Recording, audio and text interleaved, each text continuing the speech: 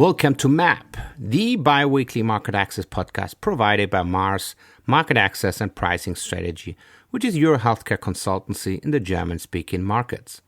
Mars makes it as easy as possible for you to get your pharmaceutical, medtech, or digital health product to the market and, of course, get the price it deserves. My name is Stefan Walzer. I'm the founder of Mars and a health economist by training and working in the fields of market access, reimbursement, pricing, and health economics already since 2004. And now let's learn about the market access and reimbursement systems around the globe. Innovation is obviously a very broad kind of term, so we want to focus here really on the innovation types and maybe here also a bit more on the digital way, but not to forget that I think the whole kind of pathway, how innovation might evolve and how innovation could be also triggered, could also be seen obviously for medical devices, diagnostics, and also for drugs. So first of all, from an economics perspective, one needs to differentiate innovation between three types.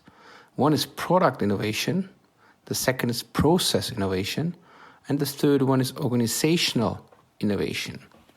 I think that kind of differentiation might first of all feels and also I think probably look like a more theoretical concept. However, if we'll have a look on the definition of it and also later on in a couple of seconds when we go into the kind of potential incentives even where payers, patients and maybe other stakeholders might really be interested in, one directly can see that this is not only theory, but it's really applied theory. So we can see that really in real life. And we'll hear as well, I think, the potential also different kind of perspective. One, from a theoretical perspective with Professor Peter Zweifel, a well-known economist, and also with the CEO of Tired of Cancer, a Dutch digital health company, when I speak with the CEO there.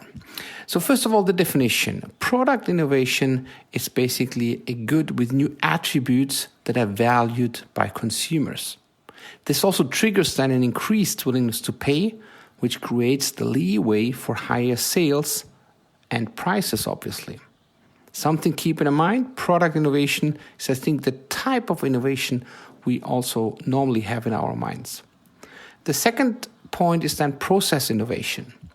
And process innovation means the same product, but at a lower cost, which is always not so much something normally as well in the healthcare system patients, but in generally consumers would directly see in terms of product itself.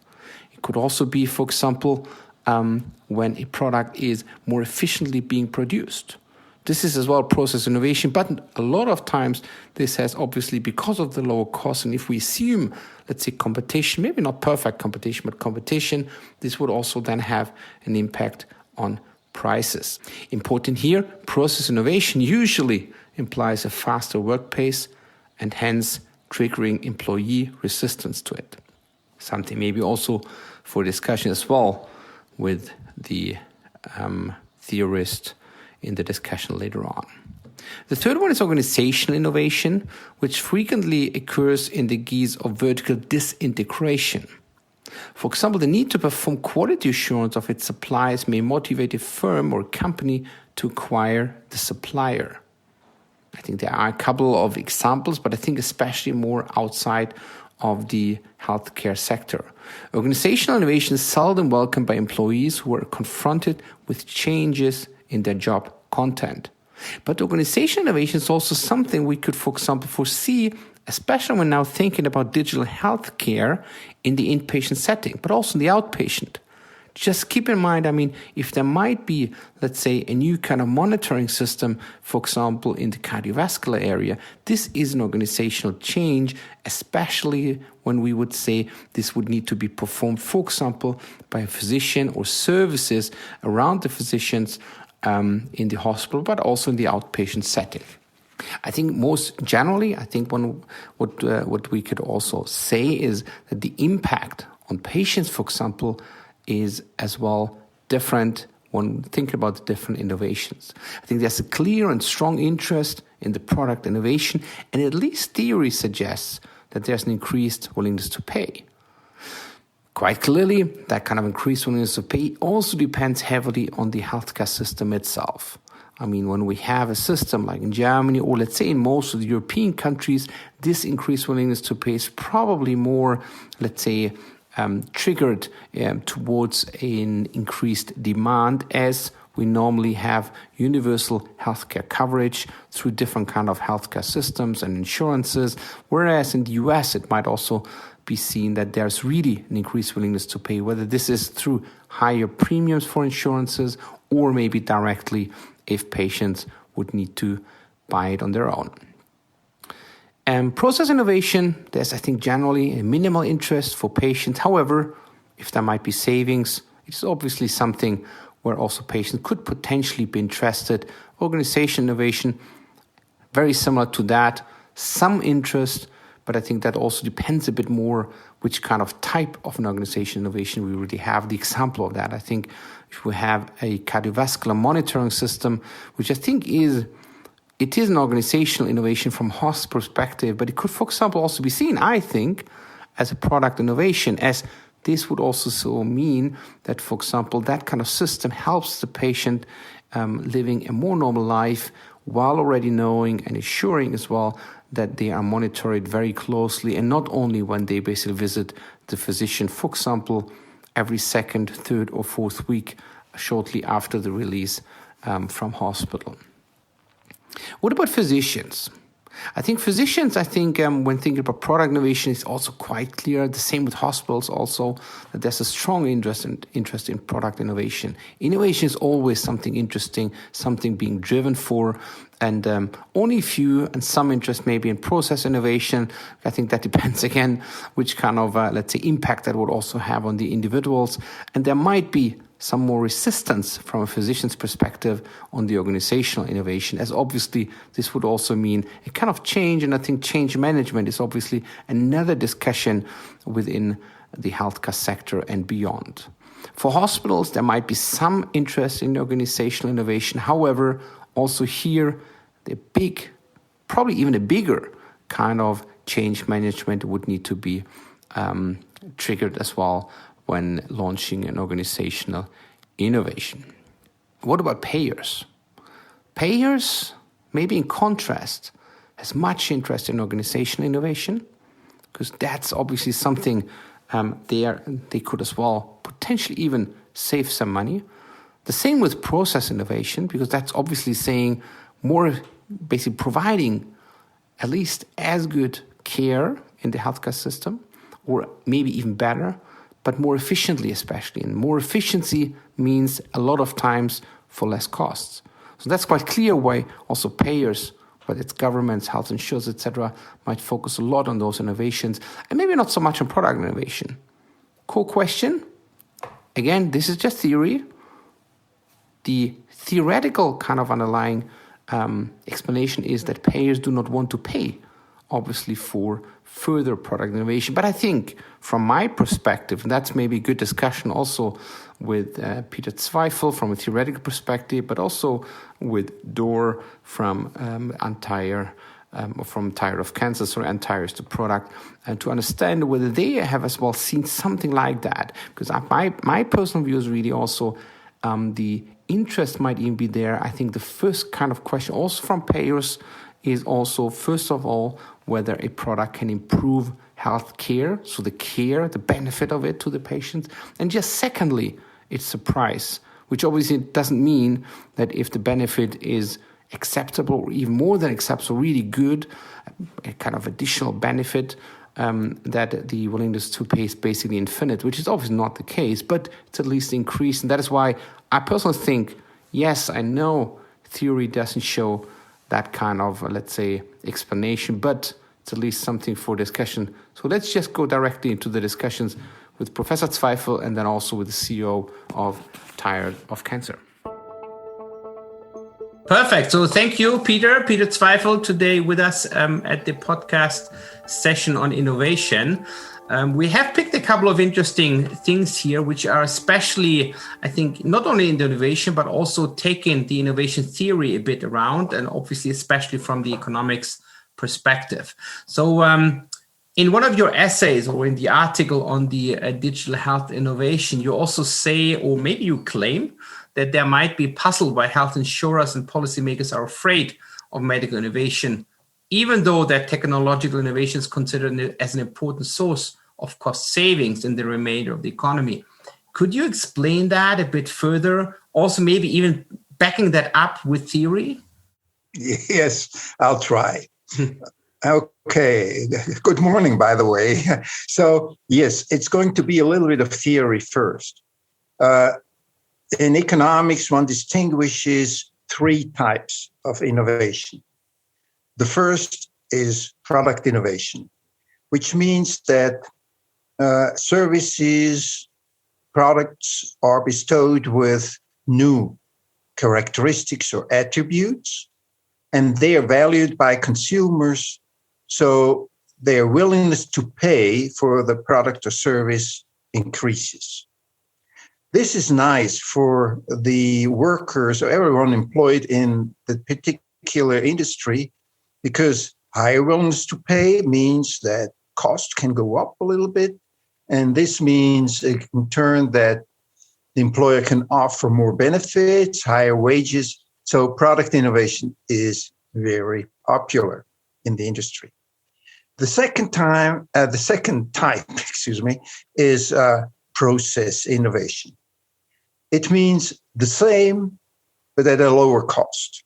So no fun, because lower cost usually means working faster, working, more precisely.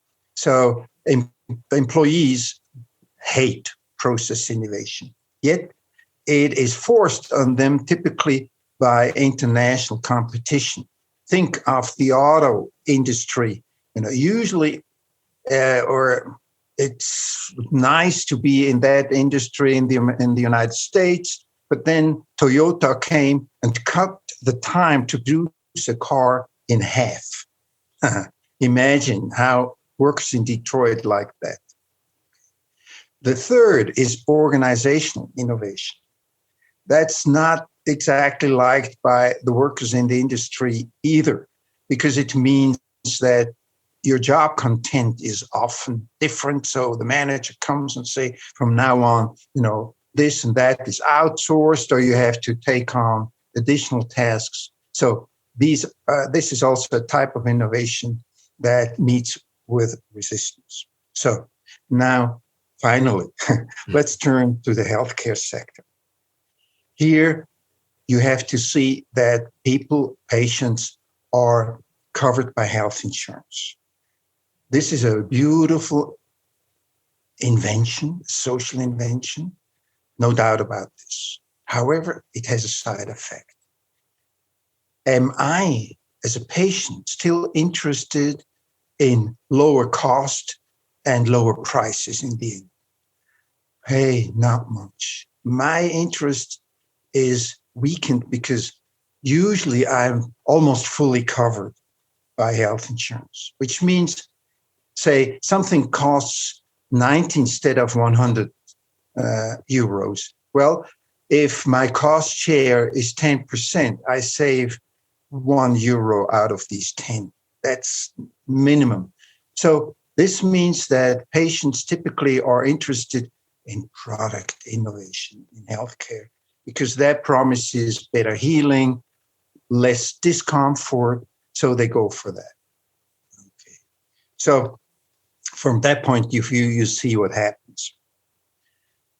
This impacts on physicians. Are they interested in buying process or organizational innovation?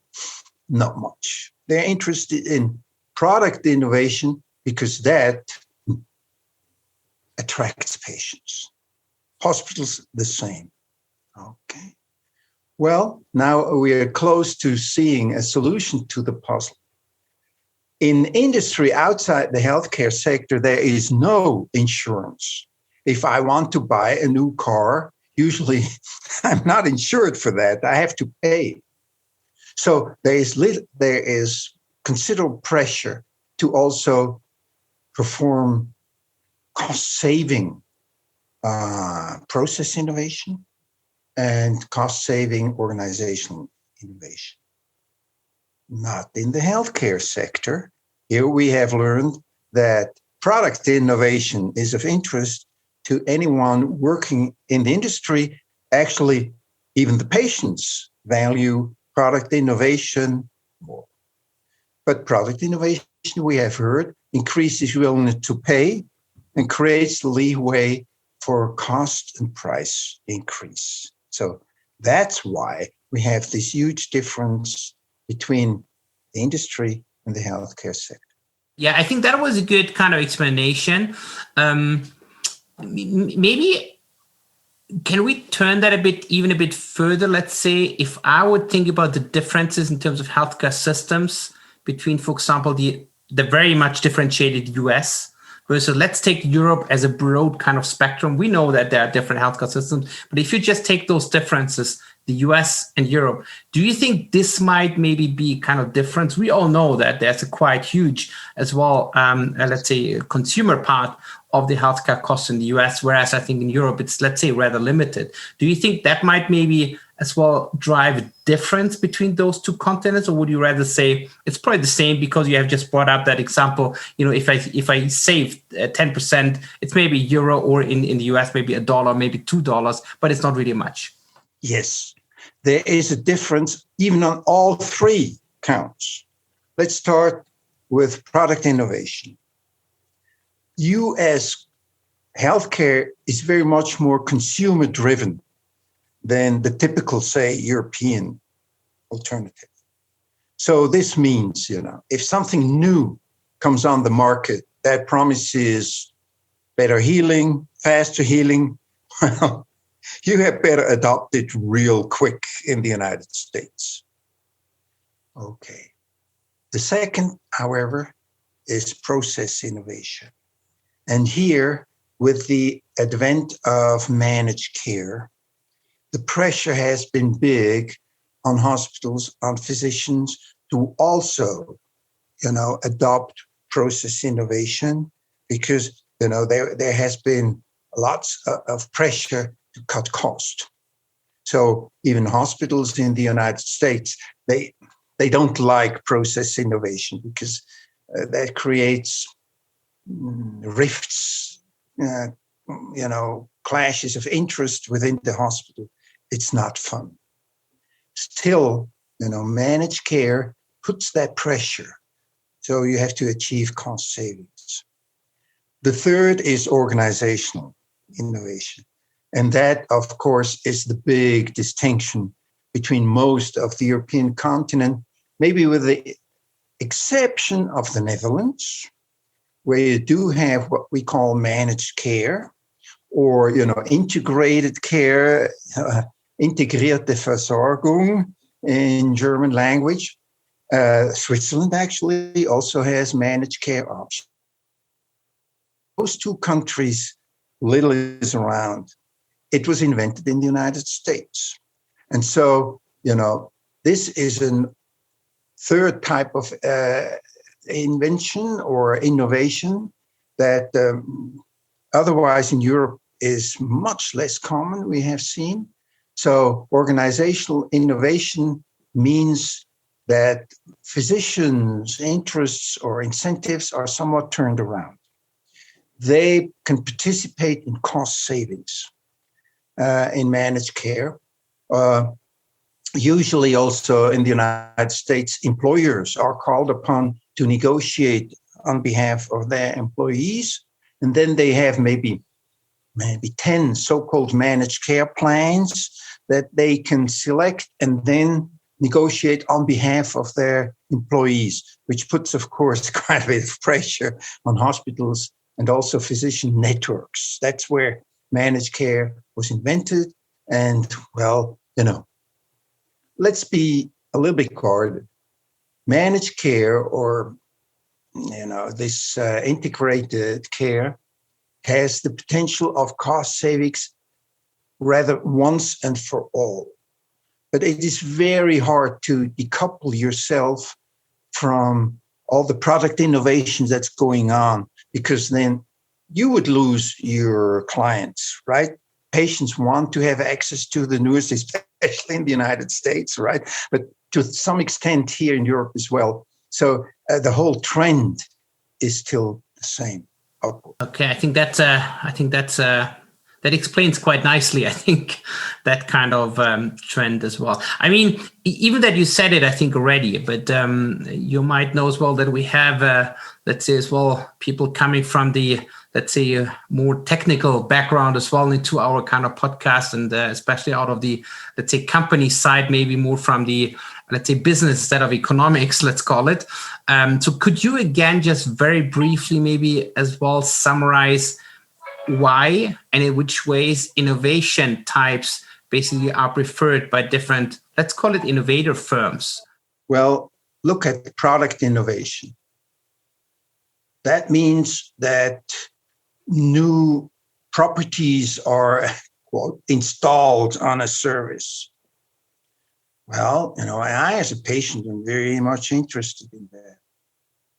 And as a physician, I would also want to offer the newest, attract patients, the same for hospitals.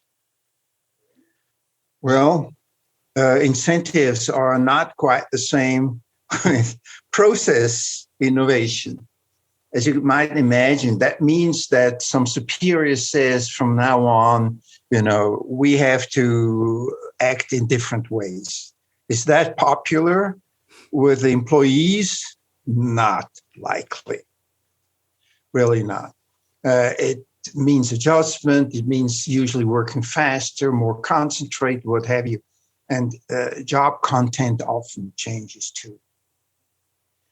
Okay, the third is organizational innovation, right? And here, again, willingness to adopt to that,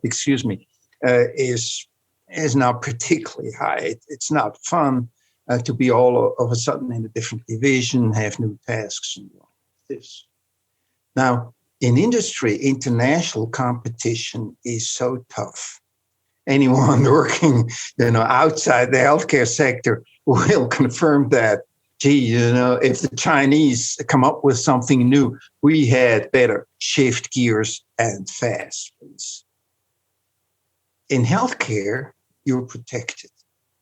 I mean, I would like to go to Schwarzwald Clinic for treatment. Oh, have you seen all those beautiful nurses and the surroundings are great.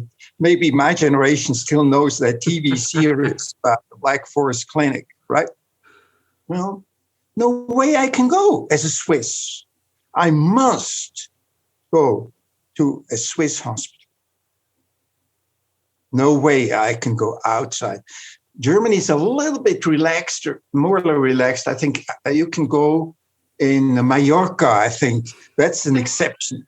That's your N+1 province or member state by now in terms of healthcare. I understand. But otherwise, you are supposed to go to that hospital in your region. You're supposed to go to that particular physician, maybe even in some cases. Okay. So things are really different in the healthcare sector, and pressure to adopt innovation, especially cost-saving innovation, is little. Here, health insurance comes in again. You see, if I'm covered by health insurance, and I say in Switzerland, for example, you have a cost share of 10% typically. Okay. Well, let's start again with the example. Someone offers me a service for 90 instead of 100. Okay, great. My cost saving is 1 unit. So why should I? Maybe I'm afraid that quality would be lower. I certainly opt for the better quality and say, well, that 1 Swiss franc would be, or say €1. That just doesn't count sufficiently. See what happens? So the whole system in our context is biased in favor of product innovation, which usually may cost a little bit more or even quite a bit more, because health insurance protects me from the higher cost. Right. And I mean, if we maybe even think that step further, as you just said, there's quite good incentives for product innovation because of the increased willingness to pay, which might have then the kind of impact on the prices. Let's take the kind of whole systems and negotiation, whatever aside.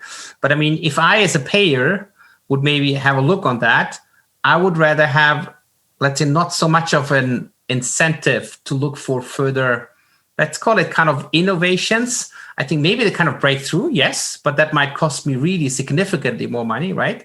So would you think there are differences as well in terms of, let's say, healthcare product innovations? If we say, for example, we have drugs, we have medical devices, we have now digital healthcare, is there maybe anything would you think that which might drive a kind of rather bigger willingness to accept, let's say, from a payer's perspective, these different kind of innovations? I'm very skeptical. You see, especially in Germany, but Switzerland is not much different, and I don't think many other countries, except maybe the Netherlands, are much different.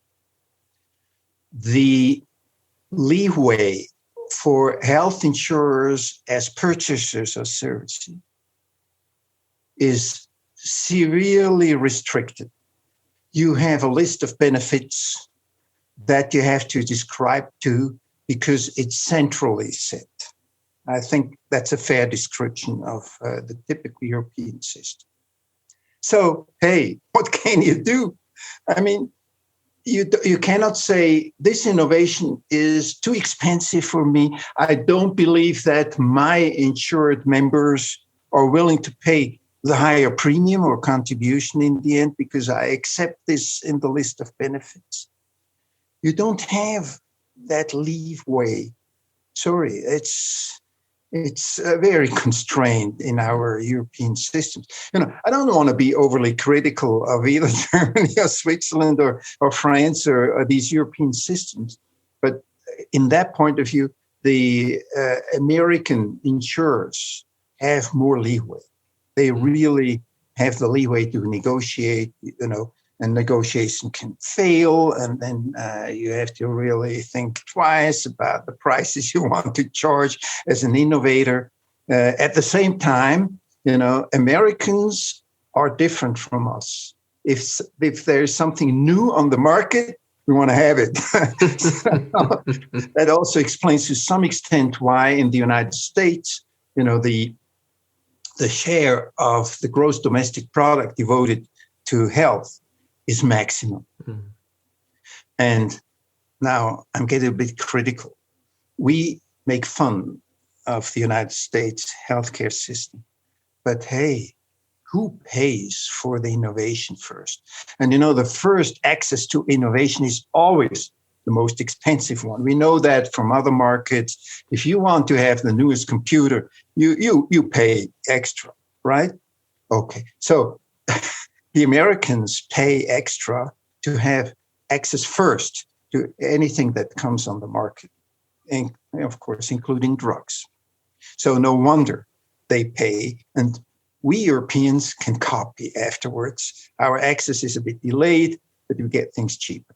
Yeah, exactly. I think that's actually a very good point. I think people should as well remember. I think nowadays, I mean, when we're speaking about the vaccination and COVID, right? Yes, indeed, sir. Exactly. That answers, I think, some part of that already. Very good point.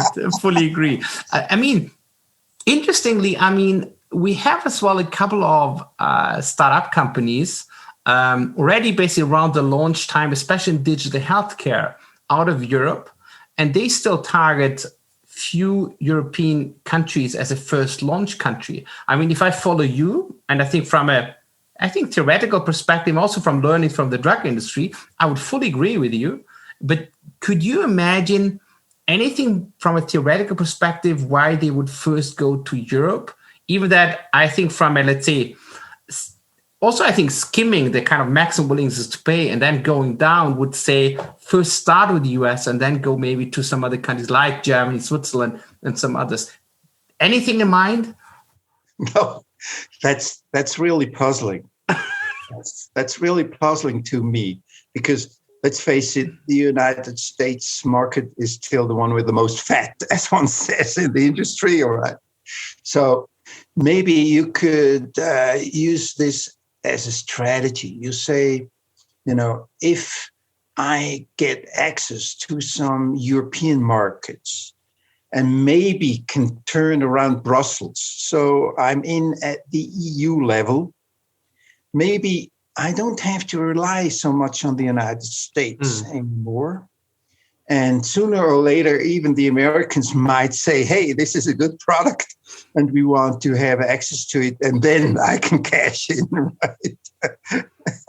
Yeah, that could make sense. Yeah, exactly. I mean, listen, I'm not in the pharma industry. I would have to learn a whole lot there. Yeah, but maybe just take, again, maybe the industry aside, because as you said, it might just be a kind of further puzzle, right? And we just will learn probably also over time. And maybe digital healthcare is also different because maybe, let's say, investment costs are significantly lower than, for example, in the drug area, right? I have maybe one extra explanation, and this is risk aversion.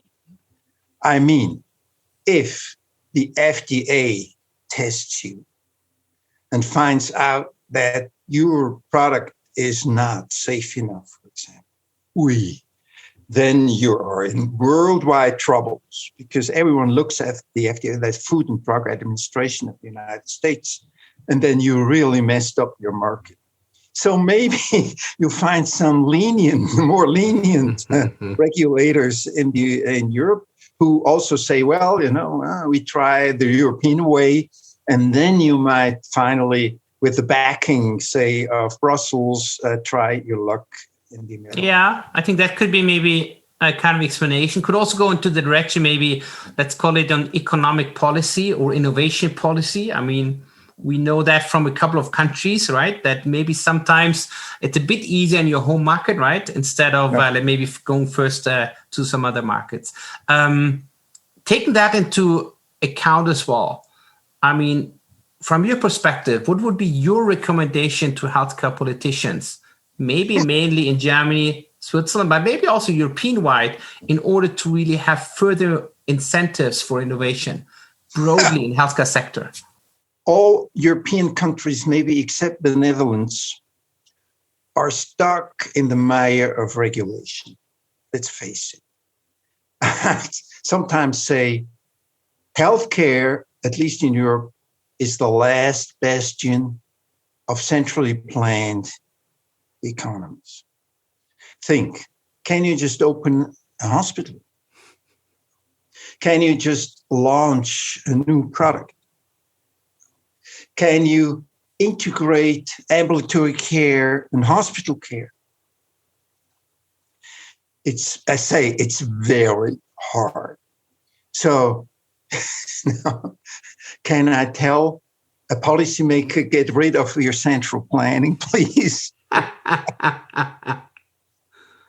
That is such a loss of influence and power. Think of just, a hospital closure anywhere, not only in Germany. Well, that's a revolution almost. It's very hard to do. And then an important thing is, and we touched upon this very quickly before, the lack of international competition. You see, almost all the other industries of our countries are exposed to a good deal of international competition. Okay.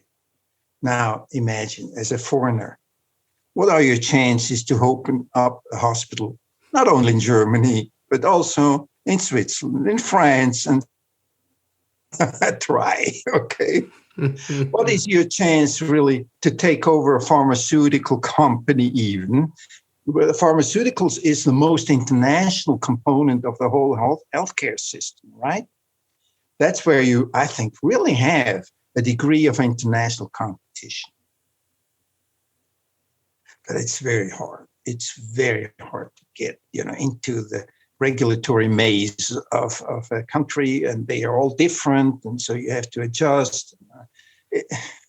It's not easy to launch an innovation in those countries, in the industrial countries. Well, so as a politician, I wouldn't listen to the advice I would give a person, because I would he or she realized quickly I would have to give up power and open up to international competition. That's terrible enough in all the other industries, right? You lose influence. You don't have a chance to please your constituencies. So healthcare is probably the last bastion. Yeah. I see how they will defend that to the last. Taking the kind of step further, right? I mean, because you said recommendation, difficult. I mean, if I now recall what is currently being discussed in the US with the Biden administration and around the drug pricing, I mean, if I would take what I have now just heard, I would rather say, hopefully drug prices are not being dropped in the US, because that might just kill the incentives for innovation worldwide. Would you agree? Well, if it's per fiat, I agree. The problem is, we think that healthcare is private in the United States. Guess what? More than one half of it is what we would call social.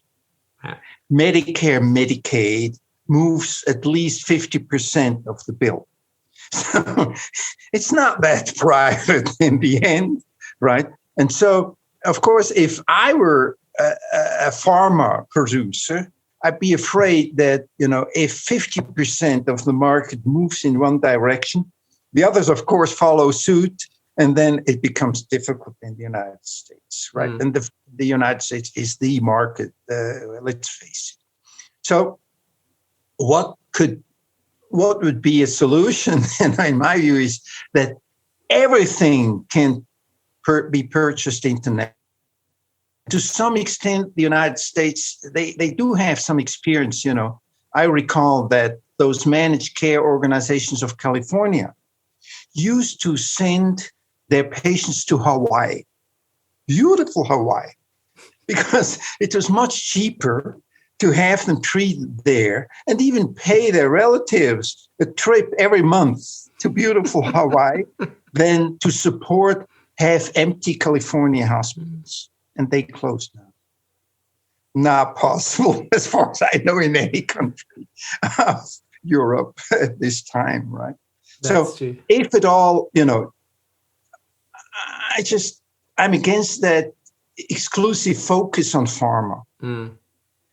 I have suspicion. It's ideology. The pharma industry is the only component in healthcare that is openly in pursuit of profit. The poor physicians only want to achieve a decent income, right? If you look at the components of that, it's a profit as well.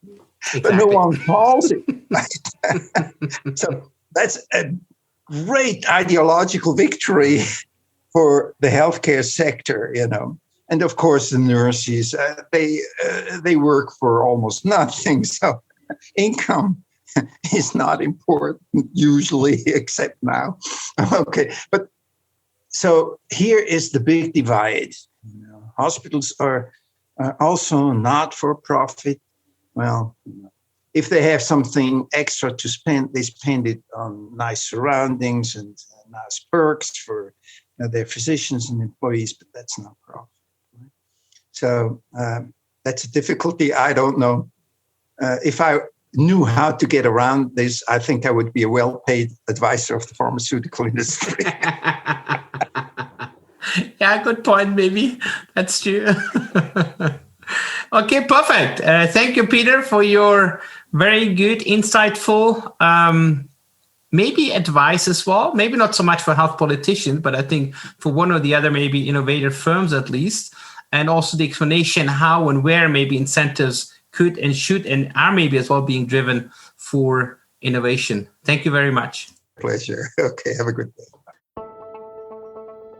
Hi, Dor. Thank you for the acceptance, also taking part in that podcast series on market access. I think today, and I think within that episode, also focusing a lot on innovation. And I think before maybe going into some of those kind of details, I think it would be great if you could as well summarize, what and which ways you have your innovation. So very briefly describe maybe the product you have, a very innovative product, I think, within your company. So my name is Door Vonk. I'm one of the founders of the Entire app. The Entire app is a self-help program for cancer patients who suffer from fatigue. It's an app, so you can download it from mobile phones. It's easy to use, and it helps people to get insights into their psychological, but also physical behavior during cancer treatments, but also after cancer treatment. And the aim of the app is to help people, after gaining insights, feel better, have more energy, and better able to cope with the energy levels during and after cancer treatment. So our innovation, we started this project, and by we, I mean Dr. Bram Kuiper and myself. Dr. Bram Kuiper is a psycho-oncologist, has been working with cancer patients for more than 30 years. So lots of experience. Together, almost 10 years ago already, we had the first idea to make something largely scalable to help cancer patients with cancer-related fatigue. And cancer-related fatigue is the biggest side effect of cancer and its treatments. And it's often not mentioned. So it's a very big problem with a large impact on people's personal lives, but also on society, of course.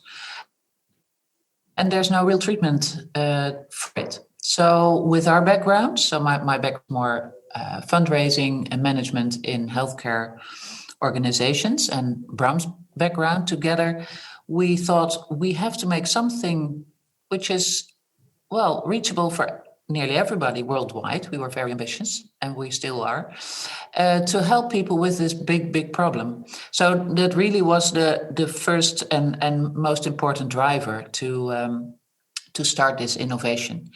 And from the beginning, we didn't have a clue of what it would mean to make something like an app, and everything that it entails. And 10 years, we are more prepared. We have developed something scalable. It works. It's proven, scientifically proven, in study. So that was the starting point from our initiative.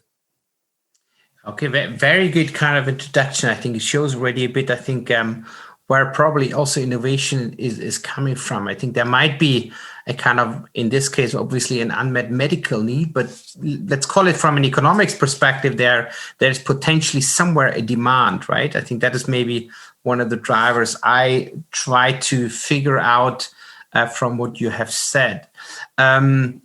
If I could be a bit provocative here at this stage, and I would be really keen, I think, to listen also whether that was as well being discussed in the early phases of your endeavor, for, let's say, product innovation itself. And the Entire app, I would say, is a product innovation, not a process or an organizational innovation. There is generally, I think, an increased willingness to pay. I mean, probably by patients, but I would also assume from health insurances. And that's, I think, also one of the core drivers, maybe, at least from the theory, right? Have you had in mind that there might be let's say at least a decent willingness to pay in those early days? Or were there any other drivers when you basically sat together also with your co-founder, with Bram, in order to find ways to bring that product to the market?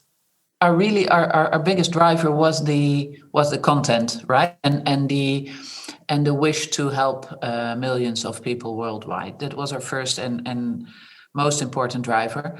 It was only after a few years that we realized we needed to to prove a case, to prove a health economic case, that it's not only beneficial for patients and their well-being, but it's also beneficial for society, because, and that's where we're now looking for and also doing more research on, is how and where can we prove where we can save money with using the app. And it makes sense, of course, I think for everybody, it makes sense that if people feel better, they are better able to live their lives, personal lives, but also work life, for example. And on personal lives, well, it's so easy to understand that if you feel better, you will sleep better, you will be more open to do some physical exercise, therefore your mind works better. So it's so obvious that it has a lot of benefits, although, and the most difficult part for us is to prove, and you really have to prove to health insurance companies, for example, to start with, you have to really prove where it saves money. At least that's in the Netherlands. And I think every country is different. It's also cultural differences. But I think overall, and it's something you, as an innovational startup, you really want to prove that as well. I mean, it's also important for your own sustainability, right? That's to prove how many euros you will save with using, or that people use this app. It's very difficult though, because although everybody, well, with common sense, they understand that if people feel better, people, well, tend to sleep better. Maybe they use less sleeping medication. People sleep better. They will be more open to do physical exercise. So it makes so much sense that if people feel better, the economic value will be better because people are better able to function in their lives. But to prove that in euros, that's what we're now working on. And it is one of our focus points indeed, after having had this beta version up and running. Mm-hmm. It's one of our focus points to really state that we also save money. It's also very important to be sustainable that you can prove that you save money for your sustainability of your company. So that's what we're working on right now. Okay, perfect. I mean, you said that, let's say, the economic component was also, let's say, included, let's call it in your equation, in order to bring an innovation to the market at a later point in time. Could this be linked to, let's say, finding as well then the funding? Because, I mean, first of all, I guess you would need the idea. I think that might have been driven, as you said, by the unmet medical needs or patient need. Yeah. And then finally, and secondly, obviously, you as well just said you need to prove that it works, right? And for that, you need obviously some kind of funding. Was that the kind of point in time where this was also, let's say, brought into the discussion, then also thought about? You mean to find funding for development, etc.? Yeah, I mean, whether the economic, let's say, idea, whether that was linked directly then to the funding, or whether that was totally independent. You said we need to have funding, and then we could as well see whether we need to find maybe some, let's say, economic arguments for whoever the payers would be. Yeah. So the start in the early days, we were very blessed with having found founders who also believed in the idea to help people. So it was that were the first founders, and I think that's very recognizable for lots of startups. You begin with a good idea, and you really have to believe in it. Once on the road, and after a couple of years, you need more money, indeed. You need more funding. When you're going to more professional funders or professional VCs, for example, they need indeed the economic proof, because if you cannot prove that you have economical benefit as well, you will never able to build a real and healthy company. And it's not that the first driver should be that you to earn a lot of money. It's the economic, the rationale behind it. That's so important. That's what more professional VCs would like to see, but also for health insurers. So health insurers, at least in the Netherlands, they are open to these kind of innovations, but they will be more open if they see, hey, we can save money because, for example, using the app replaces expensive psychological treatments. That's when it gets interesting for payers. Mm-hmm.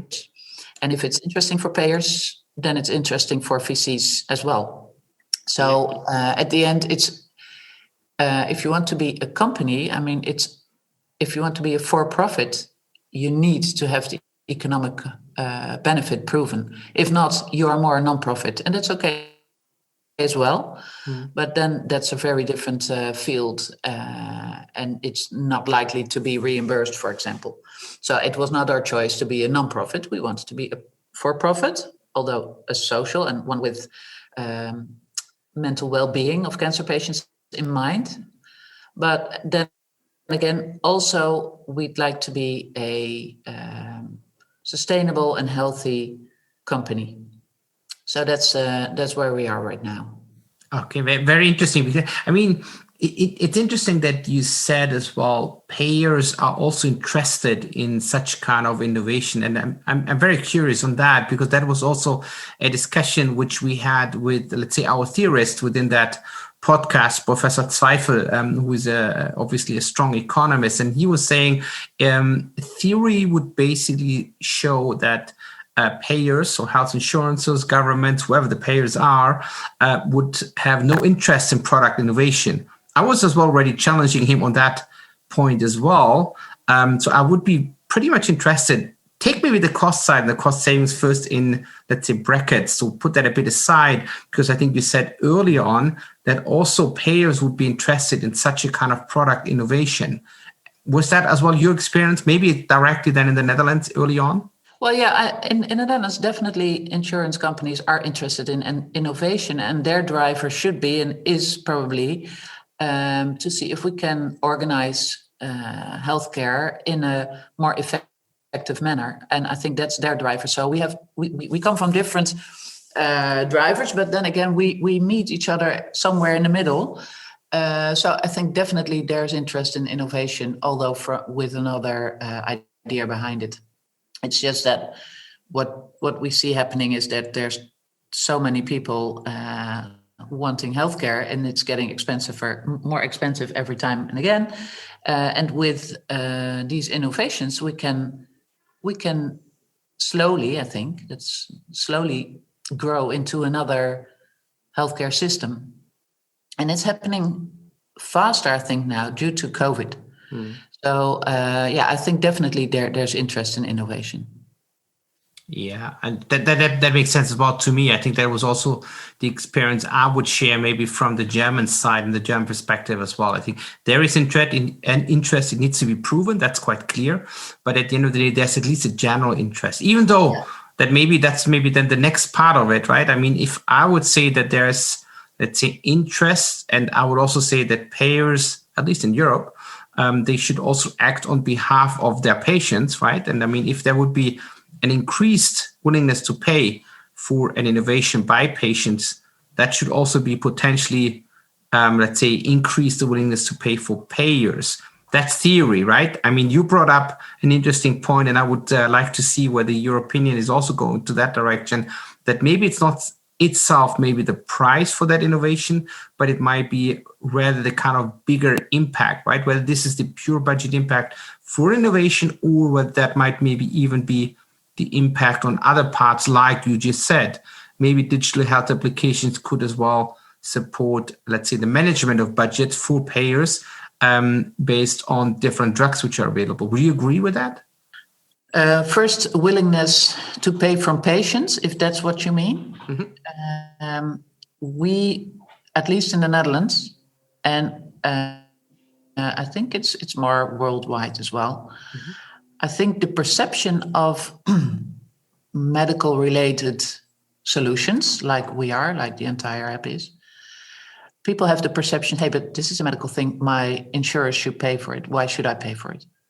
So I think on an individual base, there's not a high likelihood that it will be paid by patients themselves. It's really should be embedded in healthcare systems, and that's what we are convinced of as well. Mm-hmm. And for healthcare insurers, so payers, indeed, like you said, whomever that is, like the health insurers or government, or they have, of course, in mind the benefit for the patient. But at the end, I think, and it's only reasonable, it should. So the entrance of digital health should make the system more effective, cost effective at least. And what also I think very important, with digital help, you can help more people with the same budget, I think, than, for example, in our case, if we only would have face-to-face therapy, there's only a limited amount of people you can treat. With a digital tool like Entire, you can treat much more people with the same budget. So at the end, it will result into better health of people, which leads to better results and better economics for society. At least that's my opinion. Mm-hmm. I think that makes also sense. Moving a bit, let's say, more into the political phase, and I think that's probably also maybe the kind of question again for the early days of, let's say, innovations maybe. What is the recommendation you would give to healthcare politicians, or even broader to politicians in general, in order to, let's say, have further incentives for innovation, maybe in the Netherlands, but also maybe across Europe? Good question. Well, I think the incentive should be that as a country, a government, a politician, we need to have in mind the well-being of all citizens. So also cancer patients in our case. Our experience in the Netherlands, for example, with healthcare professionals, so oncologists, we see there's a high interest to use these new tools. And the reason behind that is that in our case, oncologists or nurse practitioners, they have something in hand to give to patients that they didn't have before. So they can really help and give better care than before. That's the incentive for healthcare professionals. And they are able to have a better communication with their patients. So I think there's an incentive for them. I think for politics, I would say that's, for me, I think that's a difficult question to answer. I think at the end, if you look at country in general, you should strive for a better, enhanced healthcare system, and with all the challenges we have, but also all the digital solutions we have, we can make it more effective, thus less costly, so more cost effective. And at the end, that can only be good for a country, right? I think that's a vague answer from my side, but I think it's so obvious for me that it is something, if we use it right, and we are still in early days, but if we keep going with this innovation altogether and we organize it in a good way, so not everybody inventing the same wheel, if we really work together, at the end, we can come to a very effective and beneficial healthcare system for at least the same budget or maybe less, and have better healthcare. And I think that's so obvious for me that you would want to strive for that. So I think that's my answer. Yeah, no, I think that's already, very good kind of summary. points, I think it's probably, let's say, seeing also a bit beyond the product itself, right? I think it's a very good kind of point that you just said, look, I mean, maybe this is a product innovation, again, coming back to theory, but at the end of the day, this product innovation could also have positive impacts on processes or organizational kind of aspects. And ultimately could even be utilized as a kind of, let's say, budget management tool, especially when we speak here about the digital health innovations. I think this is a very, very good summary, which I think is maybe also a good starting point from the practical perspective for health politicians, but maybe also for theorists to maybe think a bit broader than the current kind of theories look like. Perfect. Thank you very much, Door. I think that was a good discussion. And looking forward, and obviously, good luck also with your product in the future. That was an episode of MAP, the market access podcast provided by Mars Market Access and Pricing Strategy, which is your healthcare consultancy in the German-speaking markets. MAP is available every second week with a new episode, so watch out. And in case you might have questions, contact me directly and or visit our website on www.marketaccess-pricingstrategy.de.